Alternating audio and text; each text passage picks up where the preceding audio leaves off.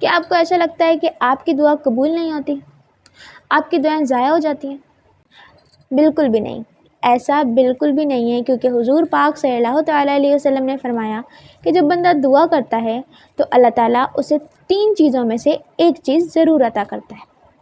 پہلی کہ اللہ تعالیٰ اس کی دعا کو فوراً ہی قبول کر دیتا ہے، اور دوسری کہ اللہ تعالیٰ اس کے بدلے اس کی کوئی مصیبت کو ٹال دیتا ہے، اس جیسی کوئی مصیبت ہوتی ہے جو اس کے اوپر سے ٹل جاتی ہے، اور تیسری اللہ تعالیٰ قیامت کے دن اسے اس کا اجر دیتا ہے۔ اگر ہماری دعائیں قبول نہیں ہو رہی، ان 3 باتوں کو اپنے مائنڈ میں رکھ کر سوچیں کہ یا تو میری دعا قبول ہو جائے گی، یا تو اس کا اجر مجھے آخرت میں ملے گا، یا تو میری کوئی مصیبت ٹل جائے گی۔ تو اس سے آپ کبھی مایوس بھی نہیں ہوں گے، اور آپ کا دماغ میں جو یہ بات آ رہی ہے کہ میری دعا ضائع ہو جاتی ہے، تو یہ بات بھی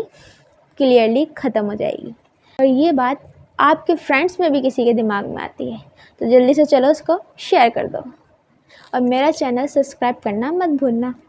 اللہ حافظ۔